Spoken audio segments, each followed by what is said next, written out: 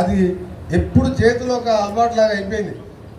మా కలెక్టర్ గారు చెప్పినట్టు, మన కలెక్టర్ గారు చెప్పినట్టు వారు 51 ర్యాంక్తో దేశంలోనే బెస్ట్ కలెక్టర్ ఆఫీసర్గా ర్యాంక్ తెచ్చుకుంది. అప్పుడు సెల్ ఫోన్ ఉంటే నేను కూడా కలెక్టర్ కాకపోతుండే. వారు అక్కడే లక్నోలో ఉండేవారు. నేను జిల్లా పరిషత్ స్కూల్లో చదువుకున్నా మా బ్రాహ్మణ విలేజ్లలో. అప్పుడు సెల్ ఫోన్ ఉంటే నేను కూడా బ్రాహ్మణ విలేజ్లో అక్కడనే ఉండి సర్పంచ్ అయ్యేవాడిని, మినిస్టర్ కాకపోతుండే. సర్పంచ్ లెవెల్లోనే అయిపోతున్నా పని. ఎందుకంటే ఈరోజు సెల్ ఫోన్ అనేది చాలా విధంగా నష్టాలు కూడా జరిపిస్తున్నారు.